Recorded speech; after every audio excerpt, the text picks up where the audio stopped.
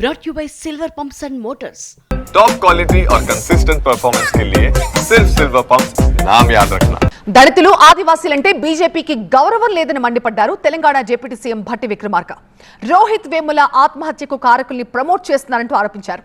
Rohit Vemula suspension కి కారకులైన అప్పటి ABVP leader Sushil Kumar ని అసిస్టెంట్ ప్రొఫెసర్ ని చేశారు. రామచంద్రరావును బీజేపీ చీఫ్ ని చేశారన్నారు భట్టి. బీజేపీ పాలనలో దళితులు ఆదివాసీలకు రక్షణ ఉండదని ఆరోపించారు. తాము ఏదైతే భయపడుతున్నామో దేశంలో అదే జరుగుతోంది అన్నారు భట్టి. దళితులు బీసీలపై దాడులు చేసిన వారికి పదవులిస్తూ బీజేపీ ప్రోత్సహిస్తుందంటూ మండిపడ్డారు.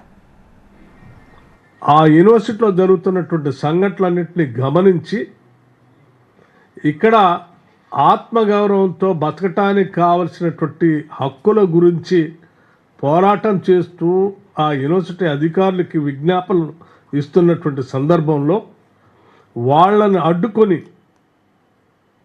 ఏబీవీపీ ఆధ్వర్యంలో సుశీల్ కుమార్ అనేటువంటి ఆ యూనిట్ అధ్యక్షుడిగా ఉన్నటువంటి వ్యక్తి అడ్డుకొని కావాలని వీళ్ళని దేశద్రోహులుగా చిత్రీకరిస్తూ ఒక కంప్లైంట్ యూనివర్సిటీ అథారిటీస్ ఇవ్వటమే కాకుండా భారతీయ జనతా పార్టీకి సంబంధించిన నాయకత్వానికి కూడా అందించి వీళ్ళపైన కేసులు పెట్టి చర్యలు తీసుకునే విధంగా పైనుంచి అంటే హ్యూమన్ రిసోర్సెస్ మినిస్టర్ దగ్గర నుంచి కింది స్థాయి అక్కడ ఉన్నటువంటి స్థానిక ఎమ్మెల్సీ రామచంద్రరావు గారి ద్వారా ఒత్తిడి చేపించి చివరికి రోహిత్ వేములతో పాటు ఒక 4-5 స్టూడెంట్స్ని రస్టిగేట్ చేయటం వల్ల అతను వేరే మార్గం లేక తప్పనిసరి పరిస్థితిలో ఆత్మహత్య చేసుకున్నటువంటి పరిస్థితి మనందరికీ తెలిసినటువంటి విషయమే. భారతీయ జనతా పార్టీ అటువంటి వారిపైన చర్యలు